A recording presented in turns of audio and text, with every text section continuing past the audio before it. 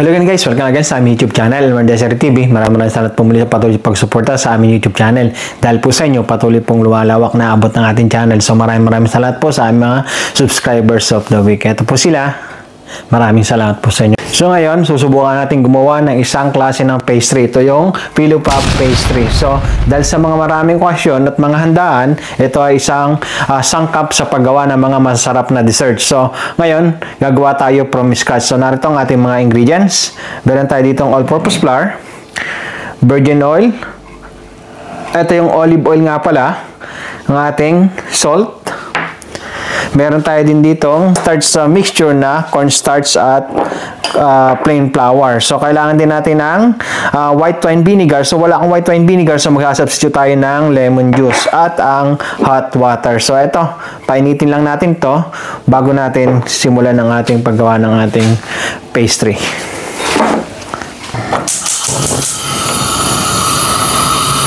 So, hindi natin to papakuluin. Mga 43 degrees Celsius lang, okay na siya. So, ito, hindi natin siya hintahing magbubble kasi pag magbabubble na siya, sunod na yung boiling point niya. So, okay na to. Patayin na natin. So, ilahok natin itong ating salt. Mix lang natin. Then, gawa tayo ng hole sa gitna. Yung ating olive oil. Lemon juice. At gradually add natin itong hot water natin. So, haluin lang natin siya.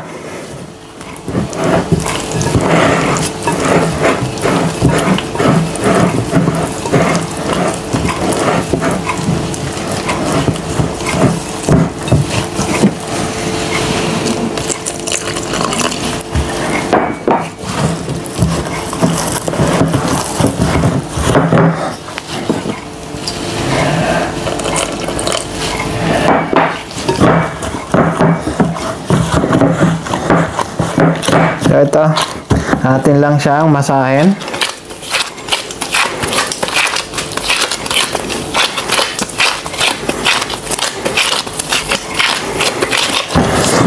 So, para lang tayong gagawa ng Shanghai wrapper.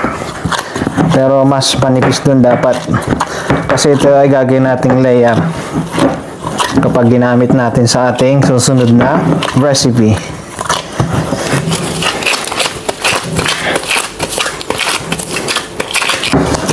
So, ito, i-rest natin siya for 30 minutes to 1 hour. So, clean lang natin siya. So, hindi natin siya i-pre-freeze. I-rest lang natin siya.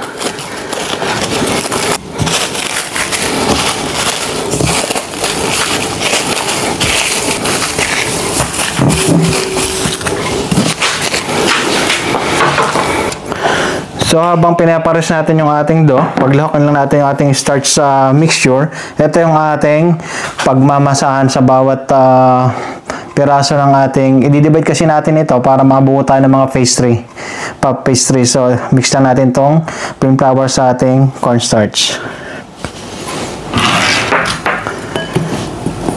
So, para maging elastic yung ating pillow pastry, kailangan natin ng cornstarch mixture natin siya habang naghihintay tayo sa ating pinapares na dough. So, ito, after 30 minutes, ito ng ating pop pastry dough. So, di-divide lang natin ito into equal parts at atin siyang i-roll para magkaroon tayo ng mga sheets. So, lipat lang tayo doon sa isang table kasi wrap itong table na ito doon sa mas makinis. So, ito, meron tayo ditong extra flour. So, i-dust lang natin itong ating table. So, itong table na itong ginagamit ko kapag nagmamasa ng ating mga in-order sa atin. Itong aking working table.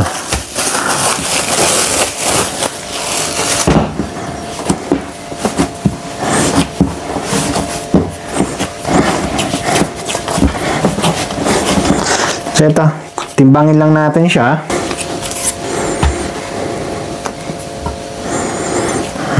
40.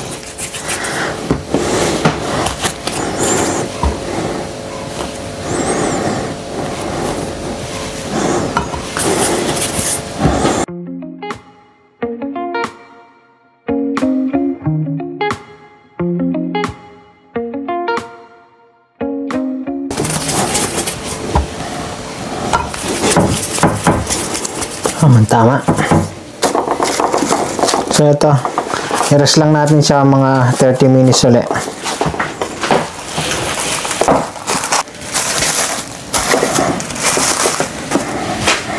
Ito, after 30 minutes, subukan natin siyang i-roll.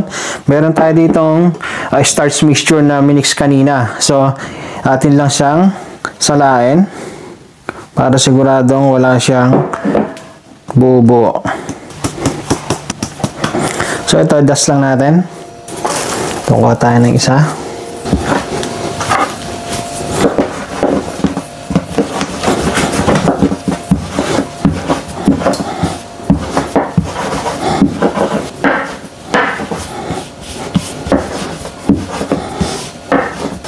So, panipisin lang natin siya, mga ganito. Lahat, saka natin siya i-roll ng patong-patong para magkaroon tayo ng mga pattern ng ating pastry. So, ito, atin lang lagyan yung kanyang pagitan para hindi siya dumikit.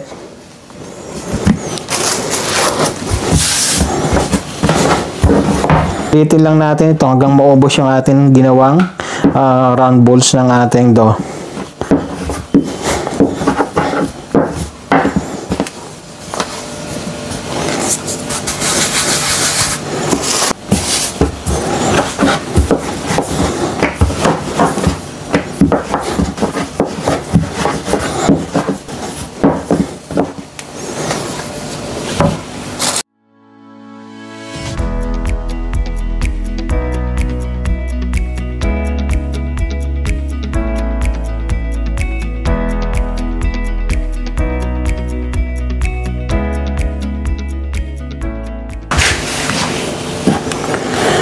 So ito, panapadin natin siya ngayon. So kaya nilagyan natin ng mixture ng starch yung ating every layer para hindi siya dumikit.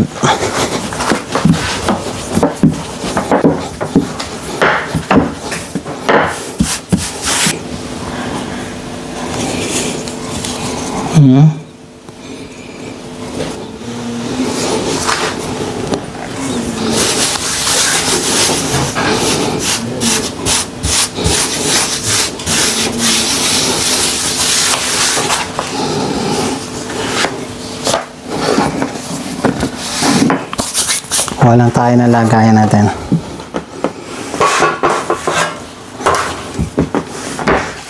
Dahil sa nipis, kita ang pattern ng ating working table, ayos.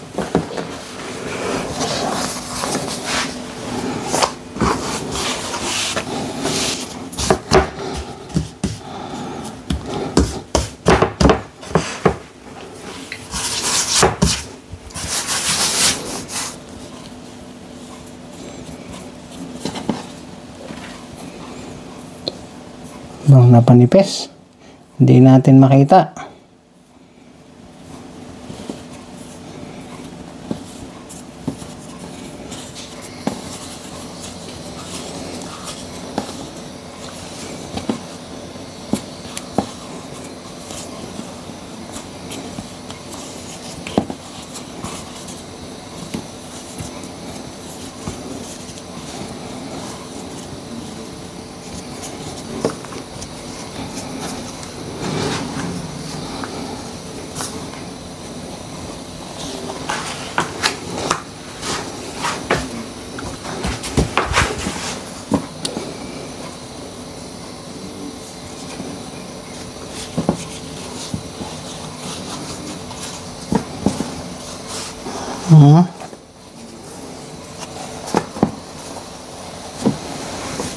Okay, tagumpay ang ating handmade pillow puff pastry.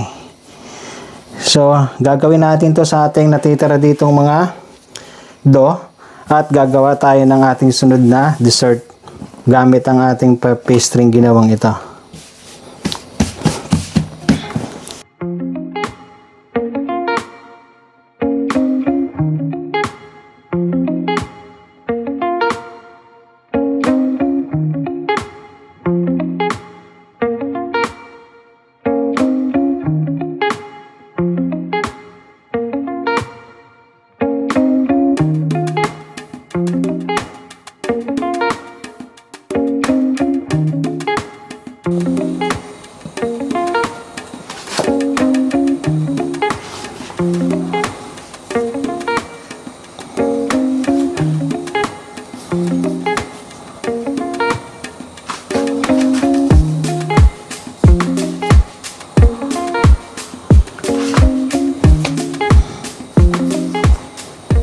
Okay guys, ito ang ating from scratch na pillow pastry. So, ganyan lang kasimple ang paggagawa natin.